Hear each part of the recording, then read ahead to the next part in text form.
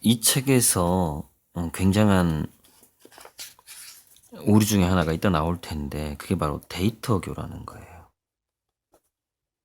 이게 왜 엄청난 오류냐면 이 사람은 스스로 자기 책에서 인간이 과학혁명 이후에 데이터가 많아짐으로써 신은 죽었다라고 표현할 수 있게 되었다라고 표현을 했단 말이죠. 그러니까 데이터는 오히려 인간을 종교성에서 멀어지게 하고 더 인본주의로 가게 하고 과학만능주의로 가게 하는 게 데이터였단 말이죠. 근데 우리가 데이터를 숭배하게 될 것이란 말로 이 후반부에, 그러니까 전반부에서는 데이터가 우리를 인본주의로 이끌었다고 얘기를 한 다음에 후반부에선 데이터교로 간다 이런 식의 표현을 해버리는 거예요. 그러니까 앞뒤가 완전히 안 맞는 상황이 발생을 하는 거죠. 그래서 여기서 보면 알고리즘에 대해서 너무 단순하게 생각하는 1번, 2번, 3번 437페이지에 알고리즘에 대해서 너무 단순하게 생각하고 있는데 유기적 알고리즘이 비유기적 알고리즘이 절대 하지 못하거나 그보다 더 뛰어난 일을 할 수 있다고 생각할 이유가 전혀 없다. 이게 말이 안 되는 거예요. 유기적 생명체는 지금 현재 세포 내에 세포 골격 내에서 양자 컴퓨팅 현상이 나타난다. 이런 주장을 하는 과학자들이나 수학자들이 아주 많아지고 있단 말이에요. 즉 비유기적인 것과 유기적인 것은 굉장히 큰 차이가 있어요. 유기적인 것은 이미 그 세포, 그 유기성 내에 일종의 AGI의 기능 또는 양자 컴퓨팅의 기능을 가지고 있단 말이에요. 그래서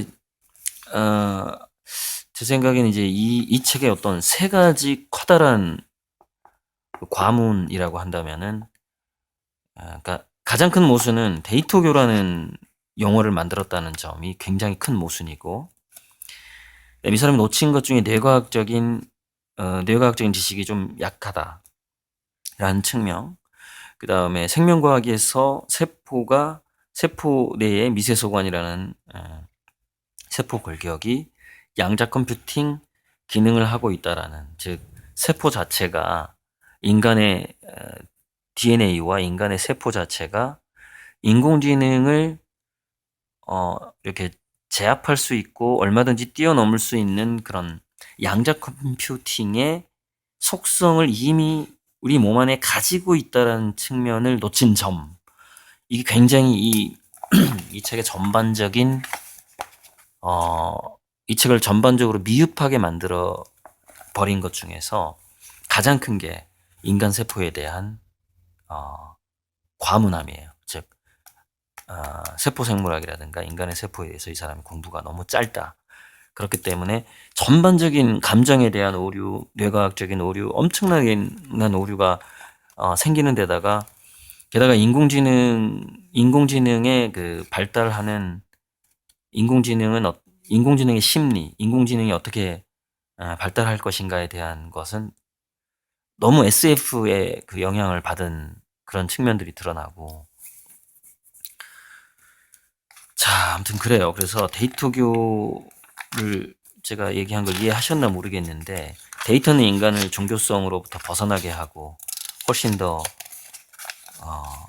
인간적이게 하고 인본적이게 하는 측면으로 계속 발달시키는 게 데이터란 말이에요. 우리 인간은 수많은 데이터를 인간적으로 사용한단 말이에요. 그래서 데이터를 숭배한다거나 이런 일은 일어나지 않아요. 데이터는 우리가 분석하고 마이닝하는 거지 어떻게 데이터를 숭배합니까? 그렇지, 일하지 않는 거대한 계급이 생긴다. 맞죠? 2033년까지 고고학자를 내쫓을 확률은 0.7%고 고고학자를 자동화하기 위해 투자할 확률은 거의 없다. 근데 이것도 AGI라든가 사물지능에 대한 그러니까 사물들이 지능을 갖게 되고 AGI랑 연결이 된단 말이죠. 그러면은 나노 로봇 같은 게 스마트 스웜이라는 게 있어요. 스마트 스웜이 되게 되면은 이 고고학자들이, 그러니까 지금 위성 고고학이라고 있어요. 그러니까 위성 사진으로 고대의 문명을 찾아내는 거죠.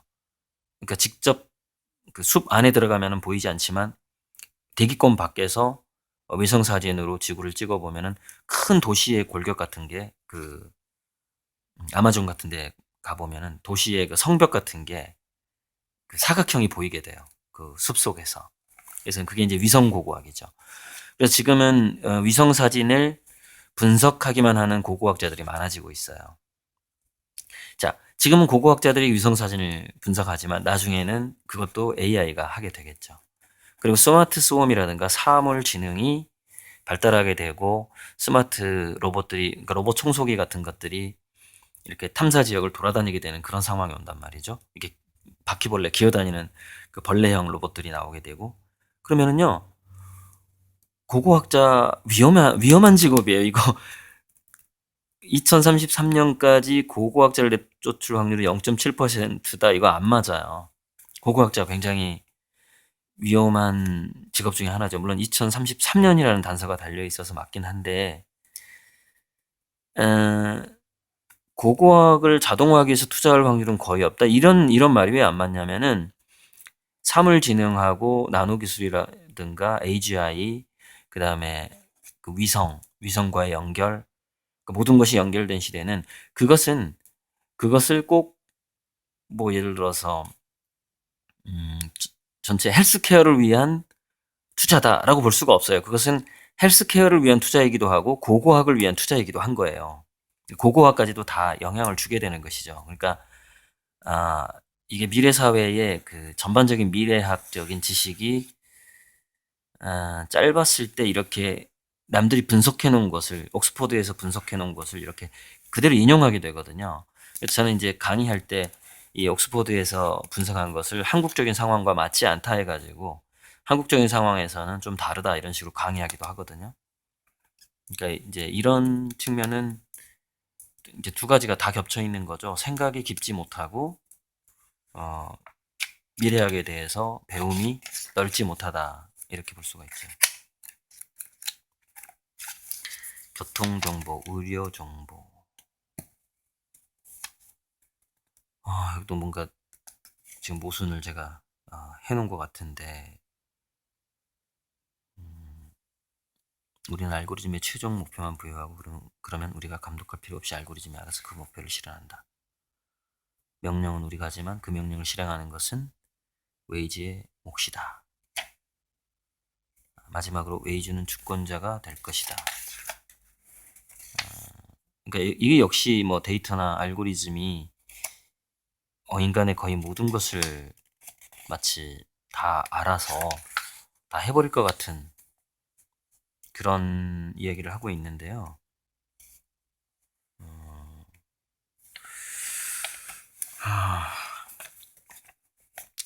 이게 뭐 why라든가 how라든가 where라든가 이 우리가요 우리의 그 의도라든가 동기유발 같은 것들이 이게 데이터가 되기 힘들어요.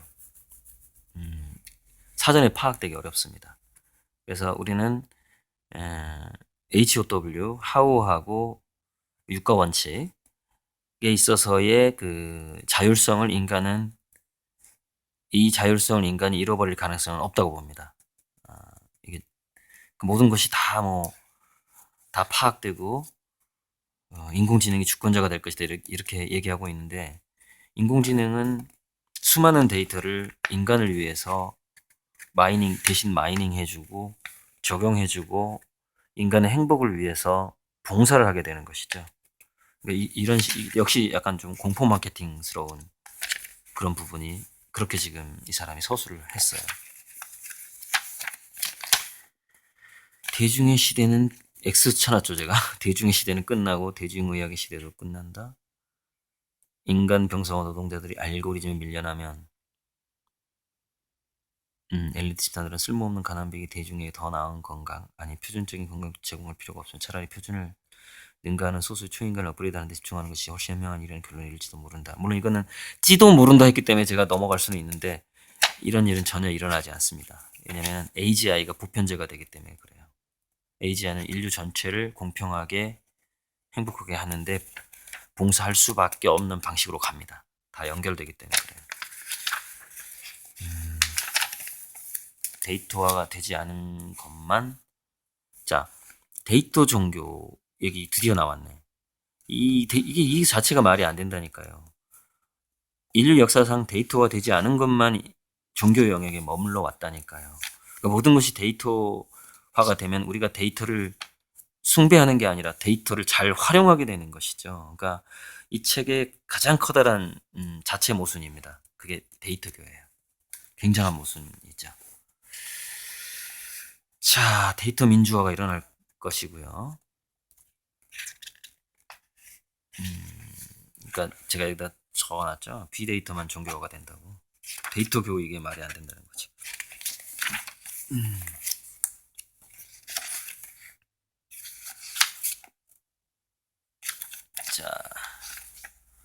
자, 이 위어대, 그러니까 인공지능의 마음 상태, 인간의 마음 상태, 동물의 마음 상태, 모든 가능한 마음 상태, 의식의 스펙트럼. 이거 어디서 가져왔는지 모르겠는데 이거 말도 안 되는 겁니다. 우리가 아비투스라는 개념이 있어요. 그러니까 각자 살아가는 세계가 같은 공간 속에서도 굉장히 다양한 스펙트럼을 갖게 되는, 즉 여기다 이제 옆에다가 제가 낙서하듯이 그려놨는데, 인간이 살아가는 공간과 의식은 이렇게 된다면은 개똥벌레는 뭐 이런 거고, 그 중에서 뭐 인공지능이 좀 넓긴 하겠죠. 그럼 인공지능이 뭐 이 정도 될 거고, 뭐 고양이는 이 정도 되고, 이런 식으로 아비투스가 짜여지거든요. 거기서 공통되는 부분이 있죠. 공통되는 부분 뭐겠어요? 지구죠. 물질이죠. 이게 아비투스 개념인데, 도대체 이런 걸 어디서 따왔는지 모르겠어요. 우리 의식도 이 아비투스를 바탕으로 해서 의식이 형성이 되기 때문에 이런 그림은 맞지가 않는 겁니다.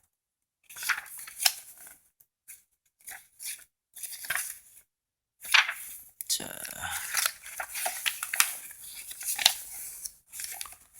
도널드 트럼프 얘기 나오네. 정부는 넘어가고, 인종차별주의자들은 이 지구상에 정말 큰 문제입니다.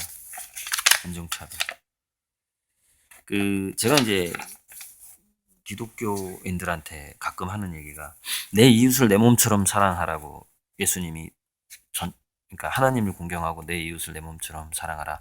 너희에게 내가 두 가지 새 계명을 주노니 해가지고 구약에 있는 10계명을 대체할 만한 계명이라고 저는 두 가지 계명이라고 생각했거든요. 전 교회를 8년 다녔고 성가대를 5년 했습니다. 제가. 그 두 가지 계명 중에 너의 이웃을 내 몸처럼 사랑하라고 했을 때, 거기서 내 이웃에 대한 개념이 이게 인종차별주의다 좀 다르다니까요. 유태인들은 자기 유태인들만 이웃인 경우가 많아요. 그래서 뭐 자기들한테는 이자를 받지 않고 다른 인종한테는 이자를 받고 이런 식으로 금융을 운영한단 말이에요. 무슬림들도 좀 그런 측면이 있고. 근데 예수님이 얘기했던 내 이웃은 교회 다니는 또 이웃만 얘기하는 것도 아니고, 저는요 전체 인류고요. 그러니까 인종차별주의자가 아니었다고 저는 생각해요, 예수님이. 그리고 더 나아가서 어쩌면 불교적인 의미가 있었을 가능성이 많습니다. 즉 이 이웃에는 물질과 미생물과 동물, 식물까지 다 포함되어 있을 가능성이 많다는 거죠. 굉장히 생태적인 얘기를 했을 수도 있어요. 뭐 증명할 수는 없지만.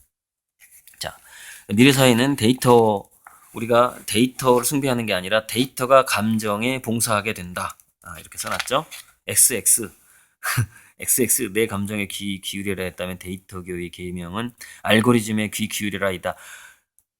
아니, 도대체 나는 뭐냐면요, 요게 소설이라고 하기에는 너무 재미없는 소설이고요. 분석이라고 하기에는 너무 어이없는 분석이고요.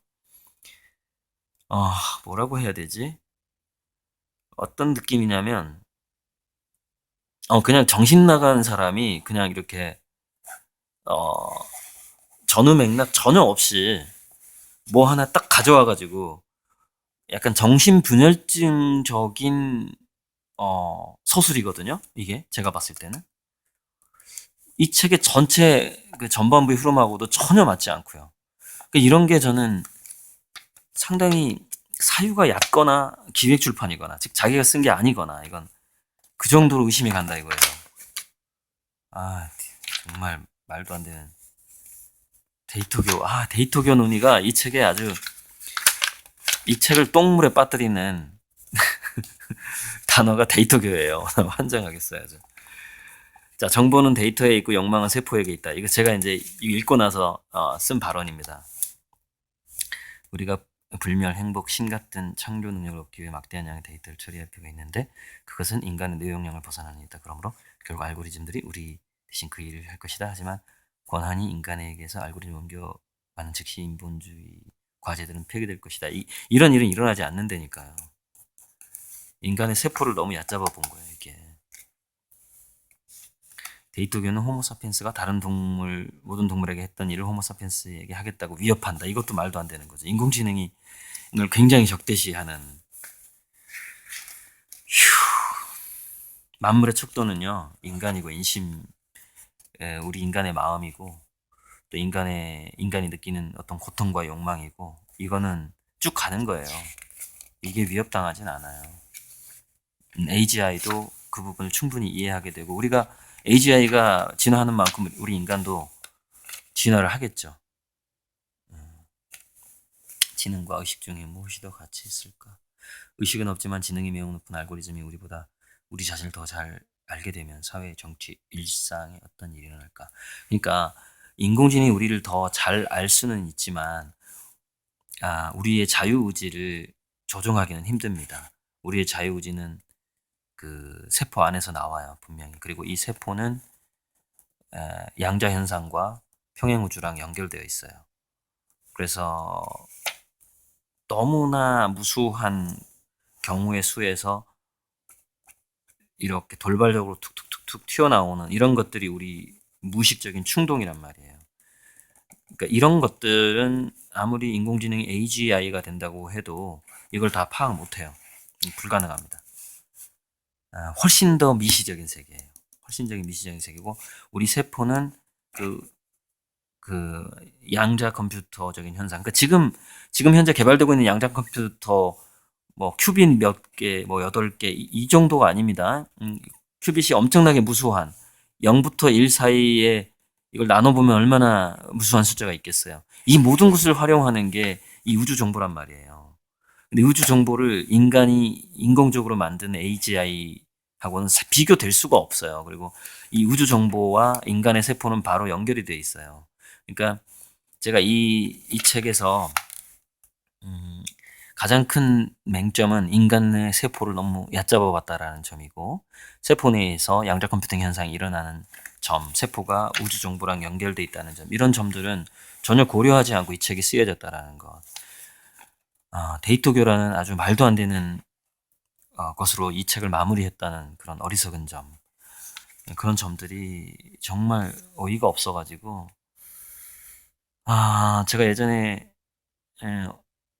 그 이회수 씨 어떤 하학인가 어떤 책을 읽자마자 난로에다 집어 넣어버린 적이 있어요. 불태워버린 적이 있는데 제가 이 책은 기념으로 갖고 있으려고 그래요. 지금 불태우기보다는 그래도 참고할 만한 내용들이 꽤 있기 때문에 예를 들어서 뭐 잔디의 역사라든가 이런 건 참고할 만하죠. 생물학과 역사학을 융합하는 흥미로운 시도를 하고 있지만 과학자가 아니라 역사학자다. 이 보세요. 옴기니의 말을 잘 보면요. 이 사람도 제가 느낀 심정을 어느 정도 느낀 겁니다. 보세요. 생물학과 역사학을 융합하는 흥미로운 시도를 하고 있지만 과학자가 아니라 역사학자다. 이렇게 지금 지적을 하고 있죠. 우리는 무엇을 원하고 싶은가이다. 자, SF 영향 받았다 그랬죠. 그 옴기니의 말을 보세요. 공상과학 장르를 섞었다. 서스펜스까지 더했다. SF 영향을 받았죠. 실제 세포라든가 전반적인 인간의 행동 심리라든가 이런 기본적인 전제가 잘못된 상태로 SF 영향을 받았고 자, 그러니까 이제 뭐 예를 들자면 이 책은 여기서 이제 마무리를 하죠. 첫째, 인종차별적인 냄새가 난다. 뭐 SF의 영향을 좀 많이 받은 좀 얕은 지식이다. 세포에 대한 지식이 굉장히 없거나 낮다. 인공지능에 대한 지식이 조금 있거나 없다. 그 다음에 근본적으로 이 전체를 포괄하는 그러니까 양자 컴퓨팅, 세포가 가지고 있는 양자 컴퓨팅 능력과 그렇기 때문에 인간이란 의식과 우리의 어떤 영혼성 같은 거, 신비함이 유지되는 그런 측면들, 이런 측면들이 고려되지 않았다. 그러니까 어찌 보면은 이 사람이 유태교인이기 때문에 그럴 수도 있어요. 이런 거를 대부분의 종교인들은 이걸 신에게 맡겨버리거든요. 인간이 영혼성을 가지고 있다라고 보지 않는 측면들. 그래서 그래서 이제 이런 단점이 보이고 뭐 데이터교 이렇게 이런 용어들이 나온 거 보면은 뭐냐면은 인간을 얕잡아봤다 이거예요.